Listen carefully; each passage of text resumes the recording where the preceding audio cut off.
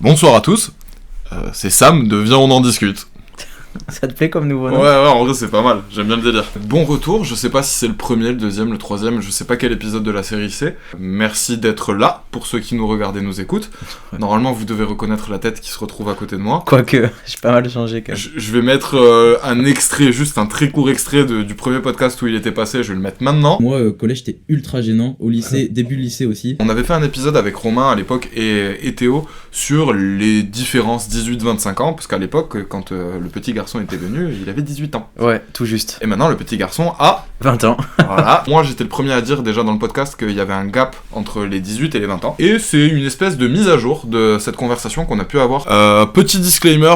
Au cours de la discussion et de la vidéo, on va avoir 2-3 discussions qui vont tourner autour du physique. On va avoir des propos qui peuvent être, pour certains, offusquants. Pour d'autres, vous allez être d'accord avec nous. Et quand je dis offusquant, il n'y a aucune apologie à quoi que ce soit ou aucune discrimination. C'est vraiment ma façon de penser, la sienne, et on en discute. C'est une discussion et on vous invite dans notre discussion. Donc s'il y a un truc sur lequel vous n'êtes pas d'accord et vous vous dites « Ah putain, les gars, regardez ce problème-là », mais juste dans notre sens, déplacez-vous et venez voir avec mon point de vue à moi. Et donc si vous arrivez à ce stade-là de la vidéo, à vous dire « Ok, je suis pas d'accord avec eux », laissez un commentaire et dites-nous, vous auriez dû parler de ça et de façon bienveillante parce qu'on n'est pas méchant. Peut-être que par moment dans la conversation, on s'est oublié sur des choses qu'on aurait pu dire, donc du coup on n'a pas fait attention. Si vous voulez rectifier les choses qu'on a dites, si vous voulez nous corriger, si vous voulez nous éduquer, si vous voulez nous faire grandir, n'hésitez pas en commentaire. La seule chose que je vous demande, c'est soyez bienveillants. En attendant, bon épisode, toujours tout dans la bienveillance, on vous aime, à toutes. Bisous. Théo et moi, on est à peu près potes dans la vie maintenant. Ouais, bah depuis 2 ans, depuis cette vidéo. Ouais, voilà, donc on s'est bien entendu, c'est pour ça aussi qu'il est là et que j'avais envie de le faire revenir. Nous, on va se remettre le podcast pour avoir de la matière pour réagir. De toute façon, ils auront les extraits. Voilà, on va commencer de suite, donc entrons dans le vif du sujet.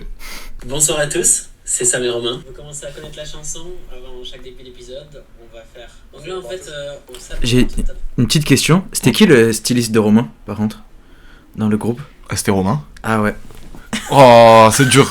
Désolé si tu nous regardes. Voilà, t'as pris une balle. Ça y est, la première, elle est là. En vrai, ça lui va bien, mais je préfère 1000 fois son style actuel. Mais oui, mais c'est parce que le pauvre, il était au travail, il devait avoir des tenues. Il quoi à l'époque? Il était gestionnaire de patrimoine. Ah bah oui, ça va avec. Et donc ouais, bah tu reçois des clients, en général, vaut mieux être en chemise, quoi. Mais en vrai, elle est jolie, mais c'est pas le mais c'est Romain actuel, c'est... Ah, son style lui va beaucoup mieux aujourd'hui, hein. Ah putain, ça lui c'est va. celle-là, et là, tu vois qu'il sort d'une école de droit et tout. Après, franchement, je tire une balle, mais je peux en prendre une en retour. Ah, mais t'inquiète, hein, toi, je vais t'allumer pendant le truc, hein, parce que là, juste de faire une comparaison de la tête qu'il y a au tout début du podcast, quand t'es avec tes yeux, là, un œil à droite, un œil à gauche, et que tu regardes la caméra comme ça... Et que tu parles pas en plus. On dirait que le frérot vous m'avez pris en bas de la rue. Vas-y, monte. Ouais, c'est exactement ça. Il sortait des cours en fait, il était 16h, on lui a dit tu fais quoi? Il a dit je rentre chez mes parents et on lui a dit bah viens faire un podcast. Si vous appréciez ce qu'on fait, signalez-le. Si vous appréciez toujours ce qu'on fait, signalez-le. Voilà. Donc Théo, c'est un youtubeur avec qui on a décidé de fitter notre premier. Non, ça a changé, hein. Voilà. Il y a Théo, plus youtubeur, hein. Théo n'est plus youtubeur. Bah pour le contexte, pour ceux qui me connaissent pas, j'ai fait des vidéos depuis que j'ai 15 ans. C'était des vidéos pas très fun, sur des thématiques pas très fun non plus. Quand j'y repense, à 15 ans, infiltrer un réseau pédophile, c'est quand même une singerie. Oui. Mais ça, des vidéos sur la drogue, sur le terrorisme, sur différentes guerres. J'étais passionné d'actualité. J'ai arrêté pour X et Y raisons. Mais bon, j'ai oublié youtubeur. Il y aura pas de chaîne en description pour venir me follow. Si, il y aura son ancienne chaîne en description. Voilà. En ce moment, moi personnellement, je suis en manque de folie de contenu sur YouTube, etc. Son contenu, il était bien. Si vous avez aucune vidéo à aller voir, vous pouvez aller voir les siennes, même si elles sont plus d'actualité, on va dire, parce que elles ont été faites il y a quelques années. Les sujets, eux, sont toujours d'actualité, ouais. Et donc du coup, vous pouvez totalement les écouter et passer un bon moment devant. J'avais fait une vidéo sur OnlyFans, c'est encore plus d'actualité. En fait, j'étais avant-gardiste, putain. J'ai loupé le coche. Ah mais mon gars, t'étais précurseur de fou, hein. Putain, ouais. J'étais là avant Hugo Décrypte. À 15 ans, enfin je sais pas quel âge t'avais quand t'as fait venir une actrice de cul quand même pour faire un podcast avec elle. Une vidéo, pardon. Bah 17 ans, ouais. J'avais même pas le droit de m'abonner à son compte OnlyFans. C'est une des raisons pour lesquelles j'ai pas fait, bien sûr. Mais oui. C'était des documentaires. Voilà. Là, ça me fume, juste si on peut s'arrêter 2 secondes. Mais depuis tout à l'heure, tu ne parles pas, tu ne bouges pas, t'es comme ça. Tu te déplaces dans à peu près 2 cm de ton carré, d'un carré imaginaire, et tu ne bouges pas plus. J'ai toujours un gros souci avec le fait que quand quelqu'un parle, je ne sais pas quoi faire. Et donc, je change à la caméra et je suis comme... Et ouais, je le fais toujours. Mais je pense que tu regardes le début quand tu parles, je dois faire à peu près le même truc. On sera sur la chaîne Investing Sam de Théo. Très compliqué parce qu'il y a Sam, il y a Si dans mes souvenirs, il a galéré à le dire ça. C'est ce que j'allais dire, il disait Investing Sam. Investing Sam. Tu sais que ce pull, je me suis tellement détesté physiquement dans cette vidéo que je ne l'ai jamais remis de ma vie. Ah ouais? Je le trouve horrible. En fait, je me trouve horrible, premier degré. Bah, tu vois, les conséquences d'internet, parce que il a rien ton pull. Bah, en fait, j'associe pas. Pour moi, c'est pas le pull, hein, c'est la façon dont tu te tiens. Là, tu vois, c'est l'expression avoir un balai dans le cul. Ah, voilà, Là, vraiment, là, on le voit, hein, le balai, il va jusque là, jusqu'au sommet de ta tête. Plusieurs fois à ce sujet-là, j'ai une copine depuis 3 ans. On sait que par rapport au. Aujourd'hui, Théo a une copine depuis 5 ans. C'est toujours la même. Déjà, pour le contexte. Si je dois parler d'une période un peu compliquée, j'irais plus au niveau de quand j'avais 15 ans. Parce que maintenant, je me sens bien à 18 ans. Je me sens pas spécialement complexé aujourd'hui. Je me sens aimé, donc quand tu te sens aimé, ça aide. Ouais, là j'ai un peu fait du pipeau là. Quand tu dis que tu te sens pas complexé, que tu te sens aimé, tout ça. Ouais, pas complexé, si, complètement. T'étais complexé? Bah oui. T'étais complexé par quoi? Par le poids. Bah, d'autant Ouais. plus à cette période-là, le McDo, c'est la période où j'ai pris le plus de poids de ma vie. J'ai jamais été aussi gros quand je bossais Oui, au McDo. Après, encore une fois, et c'est ce que j'ai dans la vidéo très bien, c'est le rapport à gros, et je crois que j'en parle, je dis j'étais gros. Chacun se trouve gros ou pas gros, et chacun met sa limite de ok, à partir de ce stade-là, je me sens gros, là je me sens bien. Là, à l'heure actuelle, je sais que j'ai des kilos en trop, il faut pas être naïf, mais je me considère pas gros non plus. Là, à ce moment-là, je faisais 110 kilos, j'étais en obésité. Factuellement, j'étais gros, mais. Enfin bref, c'est au cas où. Par contre, ce que je trouve intéressant, c'est pourquoi t'as dit que t'étais pas complexé alors que tu l'étais. Parce que t'es dans le déni. Tu te vois pas comme t'es en fait, franchement. Vrai fun fact, c'est que je me suis fait tuer par la coiffeuse quelques jours avant de venir. Donc c'est encore pire que ça. Je sais pas ce que j'ai des spaghettis sur le crâne là, c'est une dinguerie d'avoir une coupe comme as. Si, il te faut un élan de confiance en toi et tu te mens à toi-même en vrai, et avec du recul. Un élan de confiance en toi. Ouais, pour avancer dans la vie, et surtout à 18 ans, surtout avec notre génération où t'es constamment mis en avant partout. Si t'as pas confiance en toi, c'est trop dur et t'as besoin Ça veut dire quoi, t'es constamment mis en avant partout? Bon, les réseaux sociaux et tout. Bah, c'est toi qui te mets en avant. Bah ouais, mais parce que tu veux faire comme tout le monde. Donc c'est Ça oui, mais t'es pas mis en avant, tu te mets en avant. Ouais, mais par conséquent, si tu veux faire comme tout le monde, donc vu que la majorité des gens ont confiance en eux, t'es obligé de te mettre une carapace et de faire genre que t'as confiance en toi. C'est marrant ça, la majorité des gens ont confiance en eux. Ouais, je pense. Ok. J'ai envie de dire que je suis pas d'accord, mais j'ai rien pour le prouver. Bah, je pense quand même que majoritairement les gens soit font semblant, mais ont quand même confiance en eux d'une certaine façon. Je trouve ça hyper particulier en fait de dire, désolé, hein, je crois qu'on fait des podcasts dans les podcasts là, des apartés de fou, mais depuis quelques temps je trouve ça hyper particulier de parler de confiance en soi, parce que la confiance en soi j'ai l'impression que c'est un état très général, alors que moi au final j'ai pas l'impression de pas avoir confiance en moi de façon générale dans ma vie, mais sur certains sujets, si. Sur certains sujets je suis over confiant, je suis trop confiant, sur d'autres je le suis pas du tout, de façon générale sur la plupart des sujets qui sont dans ma vie je le suis assez, mais il y a quand même des endroits où j'ai assez confiance en moi pour dire que je n'ai pas confiance en moi pour faire ça. Tu confonds le fait d'avoir confiance en soi et l'ego. T'as pas d'ego pour te dire, enfin tu t'en fous de te dire que t'y arriveras pas sur certains points. Ok, ouais, Non. c'est possible. Non, c'est très possible. C'est juste que t'as pas un ego surdimensionné et que tu te dis pas je vais y arriver alors qu'au fond de toi, t'as cette petite voix dans ta tête qui te dit voilà, le sens pas trop et c'est pas grave quoi, celui-là on s'en fout. Ok, c'est une réflexion que j'aurai avec moi-même dans la suite de ma vie. Allez.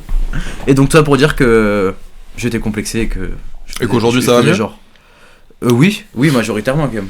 Ça va mieux dans tes complexes ou ça va mieux pour assumer que t'es complexé ? Non, ça va mieux dans mes complexes, je pense. Tu te sens mieux avec toi ? Ouais, je me sens mieux avec moi déjà. Il y a Ok. encore un travail à faire, mais ça va. Et tu penses que le fait que tu te sentes mieux avec toi maintenant par rapport à tes 18 ans, qu'est-ce qui a changé ? C'est le fait d'avoir confiance en soi, en fait, c'est que... Ouais, mais qu'est-ce qui a changé ? Pourquoi t'avais pas confiance en toi et maintenant tu l'as ? Ou en tout cas sur cet aspect-là ou sur ces aspects-là ? Oh, parce que j'ai perdu du poids. Là, il y a les sapes, j'ai évolué, enfin, je sais pas, j'ai grandi, je pense. Mais est-ce que ça... Putain, c'est fou, c'est que physique. Bah, parce que c'est mes complexes en physique. Tes complexes étaient et sont encore. Ah oui, j'ai jamais été complexé par autre chose. Mais t'es pas complexé par autre chose. Non. Non, vraiment pas. J'ai mes défauts, mais je les connais, je les assume. Mes qualités, je les connais et c'est mes forces. Mes seules faiblesses, pour moi, je pense c'est le physique. Il faut avoir de l'ego pour dire ça, parce que je me dis que tout le reste est parfait, mais tout le reste, j'aime tout le reste. C'est pas que c'est parfait, c'est que ça te convient. Ouais. Mais ton physique ne te convient pas. Non. De toute façon, je crois que je sais pas si tu l'as dit dans la vidéo, quand tu parles avec des gens qui se sentent mal dans leur corps et donc avec des rondeurs, etc. Je connais très peu de personnes dans cette génération du body positive avec laquelle je suis pas trop non plus en accord, mais c'est un autre débat parallèle et c'est un peu tendu. Mais tu mets un bouton pour devenir mince. Je pense ne pas connaître une personne, mis à part cette nouvelle tendance du body positive de je m'assieds comme je suis, qui n'appuierait pas sur le bouton pour devenir mince. Factuellement, on rêve tous d'être mince. Je rêve depuis que de mes 8 à mes 15 ans, même plus 16, 17, j'ai pas chialé une fois en allant faire du shopping. C'est trop triste de pas pouvoir s'acheter des sapes dans lesquels tu te sens bien. Ça m'est encore arrivé hier. Tu n'as pas chialé une fois en allant faire du shopping. Oui. Ok. Oui, je n'ai pas chialé, ouais, je l'avais mal dit. T'as dit j'ai pas chialé une fois. Du coup, ça veut dire que t'as pas pleuré, quoi. Ah si. Ouais, il a pleuré plusieurs fois, en fait, c'est ça qu'il voulait dire. Ah ouais, non, taquet. Puis même encore, mais je chiale pas parce que je trouve d'autres solutions. Je suis allé à Zara samedi, bon, un t-shirt, je me dis, oh la couleur, elle tue sa race, tac, je vais pour l'essayer. Oh, vu que je suis petit, mais que je suis large. Je suis pas un carré, je suis un rectangle, mais couché, enfin bref. En fait, le t-shirt c'était une robe, mais alors que c'était un t-shirt de base. Mais parce que je suis petit, donc je voulais prendre ma taille. Et vu que je rentre pas dedans, je voulais prendre la taille du dessus, et en fait, ainsi de suite. C'est trop frustrant. Et de plus en plus, je suis en train d'assumer un style parce que je me fais chier à trouver des pièces qui m'arrangent bien. Même toi, tu me l'as dit, on s'est revus, et tu m'as dit, oh, putain, tu t'habilles bien, et là, tu me l'as redit aujourd'hui. Parce que je commence à me trouver, mais pendant longtemps, c'était trop compliqué. On fait encore un podcast dans un podcast, mais le côté body positive, d'un côté, je trouve ça super bien. Parce que ça permet de faire comprendre aux uns et aux autres qu'il n'y a pas de normes. Voilà, exactement. Et qu'un corps, ça peut avoir plusieurs formes, ça peut ressembler à plusieurs choses, sans être beau ni moche, en fait, c'est-à-dire juste que ce soit un corps. Mais par contre, je trouve aussi que ce principe de body positivité, il sert trop d'arguments à certaines personnes pour justifier leur mauvaise santé. C'est totalement ça. Voilà. Et le côté dangereux de la chose, de pourquoi... hors des normes de beauté, c'est dangereux d'être gros en fait. Ouais, mais en fait c'est très dangereux d'être très maigre, c'est très dangereux d'être très gros, etc. C'est juste que la body positivité, elle est pas censée justifier la mauvaise santé, elle est censée justifier le fait que, depuis 40 ans, 50 ans, etc., on nous matrixe avec des normes au niveau des corps, que ce soit féminin ou masculin, évidemment, vachement plus axé sur le féminin, mais des normes en plus qui ont évolué au fur et à mesure du temps. Aujourd'hui, la body positivité, c'est surtout de dire, il n'y a plus de normes, vous êtes comme vous êtes très bien. Par contre, si vous êtes trop gros, si vous êtes trop maigre et que ça vous fout en mauvaise santé, commencez pas à dire que non, les personnes obèses sont des personnes en bonne santé. Non, elles sont pas en bonne santé, elles ont des problèmes. Par contre, des personnes qui ont des kilos en trop, avec des rondeurs, avec trucs, avec machin, etc. Bref, il y a tout un tas de seuils qui ont déjà été calculés par des gens beaucoup plus intelligents que moi et qui ont fait beaucoup plus de recherches, qui sont là pour démontrer justement à quel moment ça va et à quel moment ça va plus. À quel moment t'es pas dans les normes, mais d'un autre côté t'es pas anormal non plus, et à quel moment t'es pas dans les normes et c'est anormal.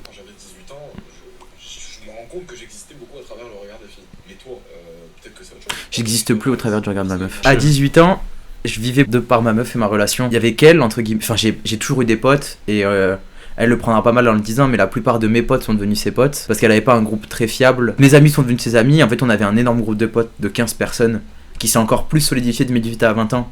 Et qui a pris fin là petit à petit cette année. C'est tout s'éloigné, mais là pendant 3 ans ça a été dingue et on a vécu toutes nos expériences d'ados, de jeunes adultes, de soirées, de vacances, sans se prendre la tête.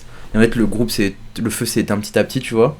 Mais c'est normal ça. Enfin c'est normal, en fait j'en sais rien, c'est normal mais j'ai vécu la même chose. Mon daron et ma mère, ils te disent ça c'est mon pote d'enfance, et il y en a souvent un.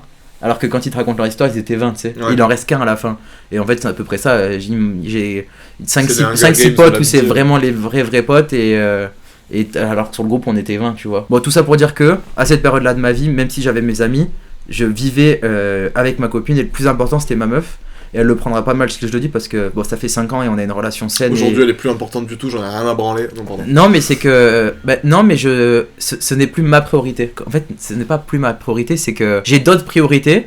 Et ça en est une, mais ce n'est pas l'unique priorité. Je sais pas si tu vois ce que je veux dire sans que ça soit maladroit. Elle est là. Ça a l'air plutôt sain ce que tu racontes. Bah ouais, en fait c'est ça, mais il y a peut-être des couples qui diront attends, mais quoi, trop chelou, c'est pas sa priorité, ça fait 5 ans, mais n'importe quoi. Ton partenaire, c'est pas censé être ta priorité, c'est censé. Ma priorité, c'est moi. Et ça, je m'en suis rendu compte ces derniers temps que je vis pour moi, et c'est ça que c'est ultra sain, c'est que ça fait 5 ans, on habite dans la même ville.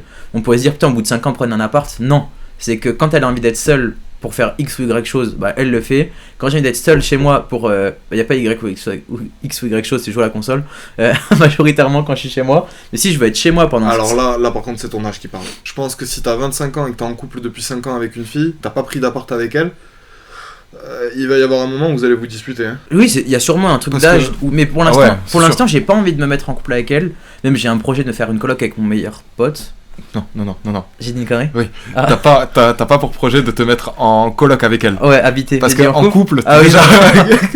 cool pas. Là, j'ai un projet de me mettre en coloc avec mon meilleur pote. Et ça me viendrait pas à l'idée d'habiter qu'avec elle. Alors qu'à 18 ans, mon rêve, c'était de prendre un appart avec ma meuf. Elle a eu cette maturité à cet âge-là de dire qu'elle avait pas envie. Quand c'était dur et que ça me faisait mal au cul, elle le disait quand même, tu vois. Ouais. Elle me disait, ah mais non, mais on n'habitera pas ensemble l'année prochaine. Et là, pour l'instant, il y a même toujours pas de projet. Et en fait, je trouve qu'elle a été trop intelligente de me dire ça à cet âge-là où j'étais immature. Donc je ne vis plus par rapport à elle, mais je vis par rapport à moi, mes projets, mes objectifs. Et c'est un plus dans ma vie. Et je crois que tout partenaire, ça doit être ça. Ça doit pas être notre vie, ça doit être ma vie avec un petit plus grâce à elle. C'est peut-être très mal expliqué, mais je trouve que l'image est bien. Non. C'est bien expliqué. C'est pas ça. Ouais. Mais par exemple, quand tu dis ton partenaire, ça doit pas être ta priorité. Je pense qu'un crois couple que sain, c'est un couple où tu t'effaces pas. Oui, complètement. Et donc, si je m'efface pas, c'est que ma priorité, c'est moi et que quand je me sens bien, j'ai du temps pour elle et pour eux. Mais avant tout, il faut que j'ai du temps pour moi. Un couple sain, c'est un couple où tu t'effaces pas. Je suis pas sûr. En fait. Pourquoi toi, un couple sain, c'est un couple où tu t'effaces? Non, c'est parce que c'est trop extrême. C'est trop extrême. Soit tu t'effaces pas, soit tu t'effaces. Tu peux pas t'effacer un peu. Tu peux pas ne pas te montrer trop. Tu vois ce que je veux dire? Bah si, mais bien sûr. Mais après, c'est savoir.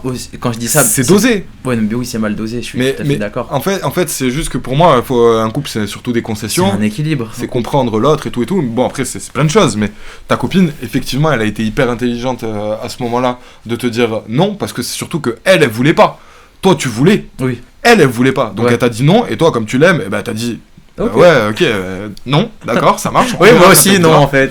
Et finalement, le fait d'avoir vécu tout seul d'abord, etc., ça t'a fait prendre conscience qu'en fait, elle avait raison, il fallait que t'aies ce moment solo, et t'as toujours envie d'avoir ce moment seul, où t'es à ton rythme, en fait. T'es pas au rythme de ta copine, et Ouais.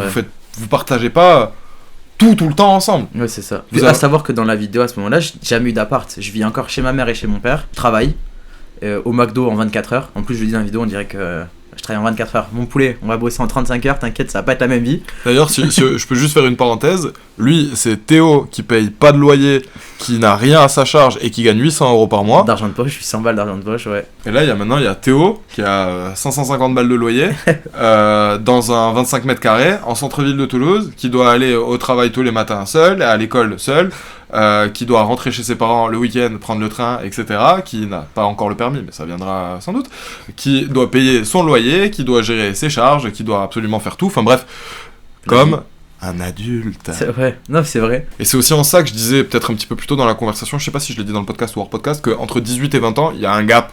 C'est-à-dire qu'on n'est pas la même personne. Ce gap-là, je pense qu'il part vraiment du fait d'être indépendant et de gérer tes problèmes tout seul. Bien sûr que 3-4 fois au tout début, t'appelles tes parents parce que ton électricité, les plombs ils sautent et que tu sais pas comment gérer et t'es en panique. Je comprends pas, quand j'ai mis les pâtes dans la casserole, il y a de la mousse. Parce que tu l'as jamais fait tout seul. Non, c'est un exemple concret. Je crois pas avoir appelé ma mère pour ça. Non, mais après, tu m'as fait rire parce que pour les plombs, moi j'ai appelé mon père. Ouais. Oui, bah, la première fois que ça m'est arrivé. j'ai appelé mon père aussi. Ouais, voilà. Parce que moi j'ai vraiment une galère, je remettais les plombs et ça marchait plus. Le plomb qui était pas dans le bon sens. Donc bon, j'ai à 2h30 quand t'as bientôt plus de batterie, t'es en angoisse, tu fais je fais comment? Bon. Wow. Ils ont pas répondu et je me suis débrouillé comme un grand. Et c'est Voilà. là que t'apprends. Bah, enfin, tu vas sur YouTube, hein, tu fais changer un plomb. Hein. Ouais. C'est vrai que à l'époque, c'était vachement moins démocratisé YouTube. Hein. J'avais pas. En tout cas, je trouve qu'il y avait pas autant ce réflexe. En plus, maintenant avec ChatGPT, c'est encore pire.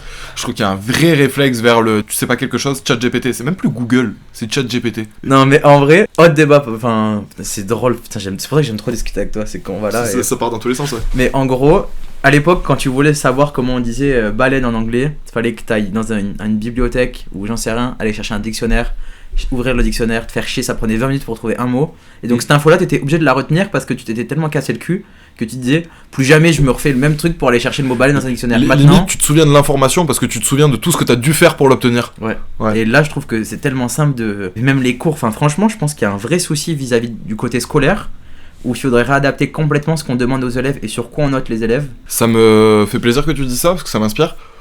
Ça vous intéresserait un épisode avec potentiellement un ou des professeurs d'université, d'école, de plusieurs niveaux différents, pour justement parler de ça, du programme scolaire, des choses qu'on nous apprend à l'école, du regard qu'ils ont sur ces choses que eux-mêmes ils nous enseignent, sur leur utilité dans le futur par rapport à tout ce qui se passe, etc. Et potentiellement, est-ce que le ministre de l'Éducation serait d'accord pour venir faire un podcast ? Ouais, il dira pas oui. D'accord, ok. Je crois pas. Ouais, Franchement, si tu y arrives, je te paye une pinte à volonté sur tout l'ensemble de ta vie. Bon alors, on va faire un truc, monsieur le ministre de l'Éducation, je vous propose un truc, c'est un demi jusqu'à la fin de votre vie à mon compte. Vu que lui il me paye une pinte, on partagera. J'avais des profs qui utilisaient ChatGPT constamment en cours aussi. En fait, c'est la force et la faiblesse de ce truc-là, c'est que c'est trop simple et c'est trop cool. Mais de l'autre côté, c'est trop simple donc c'est pas cool. Bah ça nous rend débiles, en fait. Ça nous rend assistés surtout, je pense. Ouais, non bah alors assisté on l'est déjà. L'humain par Bah, essence il est assisté. Peut-être trop assisté. Ah oui, alors là par contre oui, on perd toute notre autonomie, on fonce dans Wall-E, hein, dans Parce le moment que- où t'es assis sur un fauteuil et il avance pour toi, etc. etc. Ouais, je pense qu'on va y arriver de certaine façon. Et je trouve que quand tu lui parles avec la voix, t'as déjà essayé de lui parler quand il te répond? Oui, oui, oui. C'est hallucinant. Ah, moi j'adore. Moi, ça me fait bader un peu. Ah, c'est perturbant, surtout qu'en plus il y a la respiration, il y a les moments où il fait des pauses entre ses phrases, oui. Moi, je pense qu'on va arriver dans une ère du deepfake qui va être hallucinante. Bah, s'il n'y a pas de moyen de distinguer numériquement, c'est-à-dire vraiment une empreinte numérique, le deepfake de la réalité, oui, ça va être affreux. Ça peut mener à la perte. Fake archi-réaliste, comment tu prouves que c'est Vladimir Poutine qui dit qu'il envoie un missile à Donald Trump? C'est pour ça que je parle d'empreinte, c'est-à-dire que s'il n'y a pas quelque part dans le code source d'une image, de truc, de machin, d'une vidéo, ou je sais pas quoi, une empreinte de quelque chose, bah, on est grave dans la merde. J'ai une vidéo à te montrer, c'est ouf hein, avec une photo. J'ai juste envoyé la photo. T'as payé? Non. Je vais le mettre Bon, dans... l'application, tu le mettras là, ça s'appelle Deagle IA. Bon, c'est pas parfait, mais tu montres ça à ma grand-mère de 90 ans, elle fait pas la différence. Ouais, elle a l'impression que t'es en train de faire ta meilleure Corée. C'est hallucinant quand même. Ouais. Et bah moi au collège j'étais ultra gênant, au lycée, début lycée aussi, un niveau vraiment T'es toujours gênant. Hein. Oui, toujours gênant, mais à l'époque, le gênant n'était pas gênant. Gingembre. Mais c'est que... Gamberge. Qu'est-ce que t'as voulu dire? Bah c'est que, à l'époque, genre cringe, genre quand tu fais... c'était pas cringe. Il y avait pas de... C'était juste pas drôle. Le moment où t'as fait cringe, là t'étais cringe. Oui, mais à l'époque, c'était pas cringe. Tu vois ce que je veux dire? Ouais.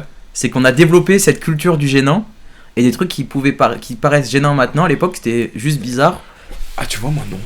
Moi, je crois qu'au contraire qu'on l'a juste nommé. Parce que pour moi, le sentiment qu'on pouvait ressentir quand une personne était gênante... Quand un mec flop, à l'époque, t'étais gêné, Oui. mais ça existe. Tu disais Mais pas, il est gênant. Voilà, juste maintenant, il y a quelqu'un pour le dire.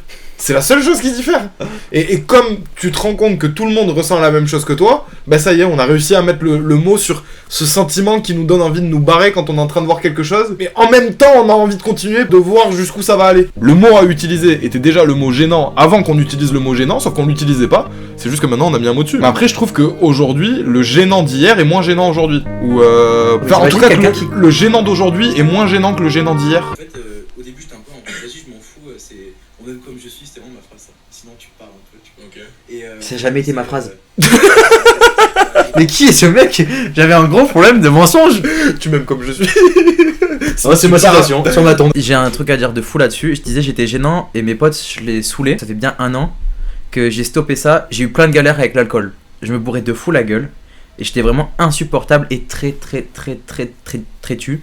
Au point que ça pète les couilles à mes potes. Et j'ai fait un truc qui est... Certains verront un peu un côté narcissique de...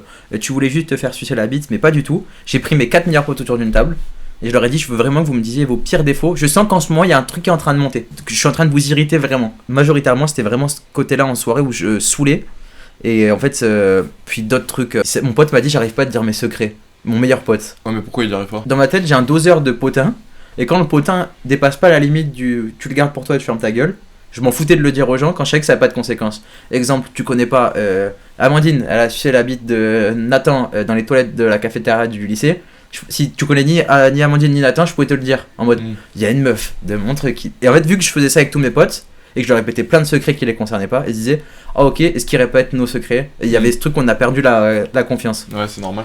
Et tout ça pour dire que en soirée je les ai saoulés et j'ai complètement changé mon mindset sur ça. Et j'ai un alcool maintenant 1000 fois mieux parce que je me sens mieux entouré aussi vis-à-vis de mes potes proches. Je pense que vraiment je suis fier de la personne que je suis. Par contre, c'est hyper positif parce que franchement, entre le mec qui a très confiance en lui au moment de nous dire ça et lui, Et un gars, le truc clé, et pour les gens qui auront vu Bref saison 2 par exemple. la pilosité faciale. Oui, déjà, qu'est-ce que je me sens mieux depuis que j'ai un peu plus de barbe. Mais hors ça, c'est la remise en question. Qu'est-ce que c'est important de savoir s'asseoir et se dire non, tu n'as pas raison, tu as tort, pourquoi, et change. Ce qui est important, c'est pas de se dire non, tu n'as pas raison. Ce qui est important, c'est surtout de se dire est-ce que t'as vraiment raison. De façon générale, t'as jamais tout le temps raison, t'as jamais aussi. Enfin, peut-être que si en fait, mais t'as jamais tout le temps tort. Et c'est des équilibres. Il faut pas non plus s'assassiner à chaque fois que tu te remets en question. Faut aussi savoir ce qui est bien. Et oui, il y a des fois où tu te dis ah non, là il a tort et je sais que j'ai raison. J'ai tendance à garder les choses sur la conscience, moi. Quand il se passe quelque chose, quand on me dit un truc, quand je fais quelque chose de mal, quand je vais crier après quelqu'un, quand je vais me moquer même de quelqu'un ou quoi, même si dans ma tête c'est juste pour rigoler, ou quand je crie, je suis pas vraiment énervé ou des trucs comme ça, ou quand je m'énerve, c'est pas de la haine, quoi, c'est juste de l'énervement, tu vois. J'ai toujours ce truc de est-ce que j'ai bien réagi? Est-ce que j'ai bien fait les choses, quoi, tout simplement. Et il y a eu plein de fois encore où de temps en temps j'appelle mon père et je lui dis bah voilà, j'ai fait ci, j'ai fait ça, j'ai fait ci, j'ai fait ça. J'arrive pas à savoir en fait. C'était bien ou c'était pas bien? Et lui des fois il va me dire c'est bien ou c'est pas bien. Et après bon là c'est un autre défaut, c'est que sur le côté des émotions? Non, sur les actions aussi. Sur les choses que je fais. Mais après, il y a quand même quelque chose. C'est-à-dire que je veux me détacher de la vie de mes parents, en fait. Je me détache de la vie de mes parents. Mais pour autant, la vie de mes parents reste un avis de personnes qui me connaissent très bien, de gens qui ont déjà vécu. C'est-à-dire qu'au-delà du fait que ce sont mes parents, ce sont des humains qui ont fait à peu près la même chose que moi dans leur vie, etc. Enfin, des choses différentes, mais qui ont vécu comme moi, quoi. Et qui donc, du coup, ont un avis sur les choses que je leur raconte. C'est pas mon père qui va me dire aujourd'hui, ce que t'as fait c'est bien, ce que t'as fait c'est mal. À l'époque, c'était le cas. Et à l'époque, ce que mon père me disait qui était bien, c'était bien. Ce qui était pas bien, c'était pas bien. Aujourd'hui, bah, j'ai des avis différents, mais j'ai quand même, de temps en temps, besoin d'avoir leur avis. Mais je me remets tout le temps, enfin, en tout cas, ce truc de... Est-ce que je suis en phase avec mes émotions? Est-ce que je suis en phase avec ce que j'ai fait et avec ce que j'ai dit et tout ça? Ça, c'est tout le temps, constamment, c'est une horreur. Parce que du coup, t'es jamais sûr de toi, en fait, et t'as besoin que quelqu'un d'autre te dise si, ça va. Donc t'as un problème de confiance en toi. Parce que sinon, quand tu le ferais, t'aurais confiance, et donc t'aurais pas besoin de la validation de quelqu'un. Oui, je sais que j'ai un problème de confiance en moi. J'ai confiance sur certains sujets, il y a des trucs où je réfléchis même pas, je discute pas trop avec moi-même, Ouais. c'est évident, en fait. Mais alors il y en a d'autres. Et d'ailleurs c'est pour ça que j'aime bien parler aussi avec les gens, c'est que ça m'aide à comprendre ce qui se passe dans leur tête, à ranger un peu la mienne quoi. Et à relativiser aussi, ouais. Ouais, totalement. Mais après je veux pas trop relativiser quand même parce que j'ai des objectifs, des buts et le fait de relativiser, au bout d'un moment c'est une philosophie qui t'empêche D'avancer. Ouais, parce que tu relativises, bah au final tu restes au même endroit quoi. Ouais. C'est-à-dire y a plus rien qui te fait chier et je suis pas trop d'accord non plus avec le fait de tout relativiser. C'est-à-dire que du coup, comme j'avais pas confiance en moi, je me disais toujours que vu que c'est mes potes. Là, je pense qu'on est encore sur la confiance en soi. Et on en a déjà fait un bon paquet, je pense. Ouais, mais juste par contre, sur cet aspect-là, là, le moment où je dis que quand on me fait un compliment, je l'accepte pas, c'est toujours le cas. Je me rappelle de la phrase que je dis juste après, parce qu'elle m'est restée en tête, c'est qu'à un moment, je dis quand ton pote te dit que t'es bon, c'est comme quand ta mère te dit que t'es beau, ça compte pas. C'est marrant ça, parce que quand ils me disent que c'est pas bien, directement je le prends comme un c'est pas bien. Par contre, quand ils me disent que c'est bien, je me dis, tu me dis ça parce que t'es mon pote. Tu m'as devancé, j'allais te dire, exemple, quand tu m'as montré des trucs et je t'ai dit, j'aime pas ça, pourquoi t'as grave raison dans ce que tu dis et je trouve que ta phrase, elle pourrait être écrite dans un livre. De quoi ton père t'es... Ouais, ok, ouais. Le truc de si tes potes te disent t'es beau, c'est comme quand ta mère te dit que. Non. C'est quand si tes potes te disent que t'es bon, c'est comme quand ta mère te dit que t'es Parce beau, que ça quand ta compte mère pas. te dit que t'es bon, c'est que. Et là, j'ai dit, si tant que si bosser à McDo, ça me rend toute ma vie, je m'en fous de pas avoir un gros salaire. En vrai, je veux avoir tout. Ah, tu le penses toujours ça? Non, pas du tout. Ouais, voilà. Il y a vraiment ce truc où j'aime bien offrir aux gens et ça me rend heureux, ça me crée une vraie dose de bonheur de offrir des choses. Et donc pour y contribuer, ce qui m'enrôle c'est d'avoir de l'argent et donc pour avoir de l'argent pour pouvoir offrir, enfin tout ce cercle vertueux de la thune, ou vicieux à voir comment tu te positionnes. Mais donc j'ai vraiment changé de regard là-dessus parce que je me suis rendu compte de ce que c'est avoir de l'argent et pouvoir faire ce que t'as réellement envie. C'est ça quand je disais très souvent, quand t'as 18 ans, tu sors de ta chambre. C'est ça la différence entre une personne de 18 ans et une personne de 20 ans. C'est juste ça. C'est quand t'as 18 ans, t'as vécu toute ta vie chez tes parents, tu sors de ta chambre. Le lycée, le collège, etc., tout ça, ça a été une énorme bulle. C'est un échantillon de la vraie vie. C'est un peu comme Platon, l'allégorie de la... merde, c'est Platon. L'allégorie de la cave. L'allégorie de la grotte. J'ai pas du tout en tout cas. Tu connais pas? Non. Bah en gros c'est un mec qui est enfermé dans une grotte, etc. Et tout ce qu'il voit de la réalité c'est juste l'ombre projetée sur le mur de la réalité. Et donc du coup lui il imagine la réalité à partir de cette ombre qui est projetée sur le mur. Voilà, c'est l'allégorie de la grotte. Je sais plus si c'est Platon ou un autre, je crois que c'est Platon. Bref, et du coup c'est exactement la même chose, à savoir que t'as une idée de ce à quoi ça va ressembler, mais en fait tu le vois pas vraiment. Ouais. Et maintenant que tu y es, Mais vraiment, si j'ai un salaire qui me permet juste de survivre, et tant que je suis heureux dans mon foyer, genre, c'est vraiment ce qui m'importe de ouf. toujours le cas. Bah on en a parlé tout à l'heure, donc pas vraiment, mais d'un autre côté en m'écoutant le dire, je pense que si dans 10 ans, cette situation, elle me rend heureux, bah zéro problème, alors si je suis heureux dans 10 ans de la situation que j'aurai. Si demain j'ai une mauvaise situation mais que ça me rend heureux, et si je suis vraiment heureux de cette vie-là que je mènerai, bah tant mieux. C'est une réflexion que je me faisais il y a pas longtemps, où si tu vois la vie comme une montagne, où que tu dois grimper, etc., nanana, faut pas t'imaginer tout le temps une pente raide et un sommet plat auquel Ouais. tu vas pouvoir t'asseoir. En fait, en réalité, il y a plein de zones où on peut s'arrêter dans cette... Ouais, exactement, il y a plein de plateaux où on peut s'arrêter et où on peut profiter de la vue. Et ben, chacun son ascension, quoi. Il y en a pour qui le bonheur est plus haut, d'autres le bonheur est plus bas, d'autres le bonheur est au milieu. Si t'as besoin de t'arrêter ou si tu sens que c'est le moment pour toi et que t'es bien là où t'es, arrête-toi, c'est bon, ça y est, dans ta quête de la chose. Ouais, je pense qu'il y en a Ou ralentis. Il y en a pour qui la réussite c'est la fin de la quête et d'autres pour qui la réussite c'est le chemin.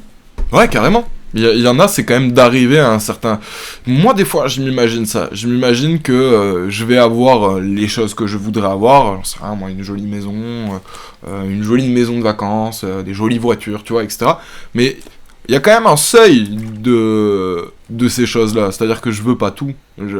Et une fois que j'aurai tout, je t'avoue que moi, mon bonheur, c'est de m'imaginer en train de faire des jardins, là, d'arroser des plantes, de parler à mes fleurs, d'organiser ça. Et de m'imaginer à 60 ans faire ça, putain, ça me rend super heureux. Plus être dans ce délire de chasser quelque chose, de juste... D'avoir atteint ton rêve. Ouais, voilà, de juste, voilà, maintenant on regarde la vie, on la regarde vraiment. Dans 10 ans, toi, tu te vois où? Je me vois producteur dans la création de contenu. Je me vois dans la création de contenu pour d'autres. Ouais, je crois qu'en fait, je me vois dans une espèce de forme de communication générale. Donc, que ce soit de la communication via j'en sais rien moi, de l'image, de la pub, de l'humour, de la discussion, du podcast, du journalisme, je me vois comme un communicant, comme quelqu'un qui va parler et qui va raconter des choses. Ouais, je vois. Voilà. Ok, bah, c'est trop cool. J'espère que je Donc ferai c'est ça. ton rêve dans 10 ans. D'être payé pour parler, ouais. C'est bizarre à dire comme ça, ma passion c'est de discuter avec les gens. C'est ça que j'aime bien faire, c'est d'échanger. Voilà, ma passion c'est d'échanger. Je fais pas ça pour l'argent, mais si ça peut me rapporter de l'argent, je serais quand même très heureux. Voilà. Je sais très bien pourquoi je reprends le podcast, et je me le dis à moi-même, et je l'ai déjà dit aux autres. Je vois ça comme une porte d'entrée. C'est-à-dire que ça me permet de mettre un pied dans un monde que je connais pas. Et un monde aussi qui ne me connaît pas. De ce fait, potentiellement que depuis le podcast, je vais rebondir sur d'autres trucs, ou que le podcast va me permettre de justifier plus tard d'autres productions, d'autres choses, me dire que je suis légitime pour faire tel ou tel ou tel ou tel truc, et que, en gros, c'est juste une porte d'entrée vers un nouveau monde. Vraiment, je kiffe ça, les formes. Ma copine est J'ai envoyé ça à ta meuf. Ouais, brune et giga. Elle t'avait attrapé sur ça? bon, pas du tout, Ok. le problème c'est que c'est la description de mon ex. Genre, du moins, pas un Ah, peu, merde. Après, elle le sait, hein. J'ai aucun problème avec le fait que mes préférences physiques à l'heure actuelle, et encore ce côté blonde, plus du Tu tout. sais, juste là, tu me dis, ouais, ma copine, elle le sait et tout, nanana. Donc presque, limite, tu pourrais l'assumer. Mec, n'en parle pas, même si elle le sait et tout. Ah, mais elle aime pas, hein. Et c'était juste que je préférais les plus avec plus de Les forme, blondes avec- et ma meuf elle le sait. Parce que ta meuf, elle est comme ça, hein. Ouais. Ok. C'est drôle. C'est que les préférences Mais- physiques, Le prends pas mal, ce que je veux dire. Ta meuf aime bien les gros? bah je pense, ouais. Ok. Bah plus que. Bah après, ça, je suis son premier copain. Donc si D'accord. fois, elle se retourne que sur des mecs musclés, mais je sais que j'ai eu longtemps, souvent l'impression qu'elle me mentait quand elle me disait qu'elle aimait mon corps, Ouais. parce que j'aimais pas le mien. Ouais. Et j'ai l'impression, même si c'est dur à entendre, que elle aime vraiment mon corps. Mais je le comprends pas. Mais pourtant, elle aime bien mon corps.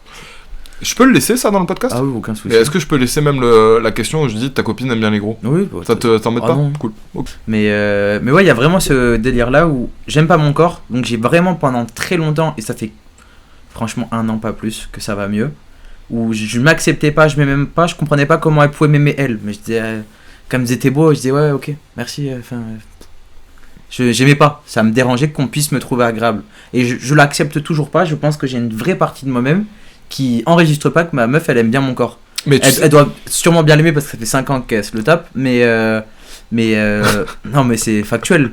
Donc c'est à dire que si elle me trouvait dégoûtant ou dégoûtant, c'est dur, Ouais. c'est un syndrome de Stockholm. Ouais, Ça a quand même du mal à rentrer, mais je me dis bah écoute, cette fois elle aime bien mon corps, tu vois. Après, c'est pas méchant. Hein, parce que Je lui ai déjà demandé une fois, j'ai fait est-ce qu'avec plus de muscles je te plairais plus. Et elle a dit quoi? Elle a dit que ouais, mais parce que c'est, enfin ça sert à rien de mentir. Comme si ma meuf elle me demande est-ce qu'avec 2 bonnets de plus au niveau des seins tu me trouverais plus sexy. Bah je pense que oui, je te préférerais avec 2 bonnets, tu les as pas, c'est pas grave. Non, ce serait trop gros. Non, les tiens sont parfaits. Ben oui, bien sûr, et je suis complet, et je le prends mal parce que c'est véridique. Je m'aimerais plus avec des tablettes de chocolat. Ok. Donc c'est tout à fait normal qu'elle aussi. C'est plus plaisant. Non, c'est pas tout à fait normal qu'elle aussi. C'est pas parce que toi tu préférerais que c'est non, normal mais en que. tout cas, je trouve pas ça du tout blessant. D'accord. C'est parce que encore une fois, c'est archi sain et que. Enfin, peut-être qu'il y a. J'imagine qu'il y a des gens qui vont trouver mon discours problématique. Je sais que mon couple est sain et que nos réflexions sont bien amenées et que là, c'est dit de façon très déstructurée et je verbalise vachement le truc un Je peu trouve vulgairement. juste que un corps d'apparence en bonne santé a l'air plus attirant qu'un corps d'apparence en pas bonne santé, c'est tout. Ouais. Est-ce que tu penses que tes goûts dépendent de ton physique? Par exemple, comme toi, t'es un garçon qui est un peu en chair. Je pense pas. Je pense pas que c'est de rapport. Ok. J'ai une réflexion qui fait que si c'est vraiment la merde dans ma vie, Ouais, voilà, on y est. genre qu'il y a, je ne peux rien sauver, qu'il y a tout qui va mal, et Suicide. quand je dis tout qui va mal, c'est vraiment tout qui va mal. Vous pouvez imaginer tout le pire du monde, c'est ça qui m'arrive. Ben là, le suicide, c'est une option, tu vois, parce que je me dis, bon, mais s'il y a rien qui t'aide, autant casser. C'est drôle quand même comment on passe de cul à chemise. Et Ouais. sinon, Je me suis foutu ça en tête, c'est une idée débile. Même chose. Et Tu vois, ça aussi, c'était quelque chose dont j'aurais pu parler dans le podcast, parce que là, bon, c'est surtout un truc qu'on fait avec toi. ou en mode on voit si les choses que t'as pu dire à ce moment-là. Mais même là, tu vois, genre c'est une réflexion que je me fais depuis un moment. Ce truc de dire que si un jour c'est vraiment la merde dans ma vie, qu'il y a tout qui se passe mal, que mes parents ils meurent, que ma soeur elle meurt, que mon chien il meurt, que ma meuf elle a disparu, que truc, c'est vraiment que tout se passe mal, etc. Je me suicide, c'est une idée débile en fait. Parce que je me suis foutu ça en tête depuis des années. Et le truc c'est qu'au bout d'un moment, Tu l'imaginais vraiment comme une option en fait. Ouais, je l'imaginais vraiment. En fait, ouais, voilà, en fait c'est ça. T'as autorisé ce truc dans ta tête. Ça existe dans ma tête et même je ne sais plus définir des limites de justement tout va mal. Le truc c'est que moi je m'étais toujours dit qu'il y aurait jamais de limite en réalité, que jamais rien n'irait assez mal pour que ça devienne une option. Et en fait, quand tu fais le bilan, tu te dis ah en fait on arrive presque au stade que je m'étais autorisé. Bah en fait c'est pas vraiment on arrive presque parce que c'est pas comme si c'était une jauge qui se remplissait, tu vois. Ouais. Mais c'est plus que là sur les. Tu réduis tes standards pour arriver à ça. Ouais, en fait notamment sur la dernière année, je me suis dit que clairement j'ai eu des chemins de pensée si j'avais été plus loin.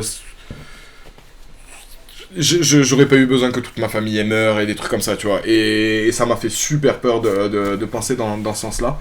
Et c'est pour ça que je croyais faire une chose intelligente, je croyais être philosophe, je croyais être un peu plus éclairé que les autres, en me laissant penser de cette manière et en me disant que j'avais cette option, tu sais, être le poétique, un petit peu la mélancolie. Au final, j'ai fait juste germer une idée dans ma tête, et pour l'attendre, là, aujourd'hui, c'est une galère, et c'est pas du tout quelque chose que j'ai envie de faire. Attention, je suis pas suicidaire, quand je regarde ma fenêtre, j'ai pas envie de sauter, tu vois. Mais je sais qu'aujourd'hui, cette option, elle est moins inconcevable que pour une personne peut-être lambda, alors qu'aujourd'hui, pour moi, elle est carrément concevable.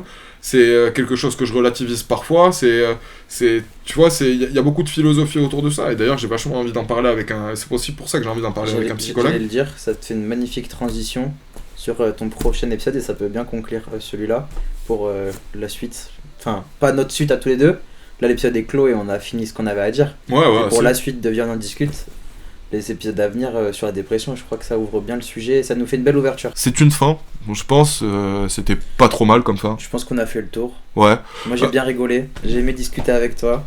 Pareil, j'ai bien aimé revoir ce qu'on avait fait. Je vais dire quel plaisir de nous revoir 2 ans avant, et j'ai tellement évolué en 2 ans que j'ai l'impression d'avoir évolué en bien, et je pense que c'est une belle satisfaction de se voir 2 ans en arrière et d'être fier du chemin parcouru. Je pense ne pas me tromper que les 2 ans que tu as parcouru, il y a quand même un gap moins important d'évolution. Ah oui. Parce qu'on passe pas par les mêmes étapes de 18 à 20 que de 26 à 28. Néanmoins, je trouve que tu es toujours une aussi belle et formidable personne, sincèrement. Je suis très heureux pour Romain aussi également, qui a passé aussi 2 ans et qui, lui, a tellement pris un chemin différent qu'il y a aussi un gap. Après, je peux pas parler en ce moment de savoir si c'est le gap s'il est fier en se regardant en arrière. Oui, c'est sûr. Mais moi, en tout cas, je suis fier de me regarder en arrière, et moi, je suis fier d'être à tes côtés 2 ans après. Eh ben, je suis content que tu sois encore, moi aussi. Et on se dit à dans 2 ans, je pense. Hein. Ouais, je pense qu'on va faire ça. Pour moi, de mon côté, merci à ceux qui ont suivi jusqu'au bout le podcast. Franchement, je sais pas du tout la gueule que ça va avoir. J'espère que ça approchera un petit peu l'intention qu'on avait en le lançant, en tout cas. Et que, au pire, si ça l'approche pas, vous passez quand même un bon moment. N'hésitez pas à réagir tout au long de la conversation en commentaire ou même en m'envoyant des messages sur Insta, n'importe où, aux choses qu'on dit. N'hésitez pas, encore une fois, à proposer des sujets. Si vous avez été inspiré, par exemple, moi j'ai eu l'idée de le faire avec un prof, pourquoi pas, ou de parler du suicide avec un psy. Si vous avez des idées, si ma conversation vous a inspiré des sujets, des gens, n'hésitez pas à me le dire. Vous me reverrez peut-être sous différentes formes, à voir comment on l'amène, mais... C'est un copain, il aime bien faire ça, et moi j'aime bien aussi qu'il apparaisse en fait dans ce genre de truc, parce que j'aime sa vision des choses vis-à-vis de ça, et puis je l'aime bien, il est peut-être plus jeune que moi, mais il me fait grandir. C'était Viens on en discute, avec Sam et Théo. Salut. Je te remercie d'être venu. Merci à toi. Encore. Et merci à vous de nous avoir regardés, et on se fait des bisous. Voilà, des gros bisous à tous. Merci encore. Et à la prochaine. Salut.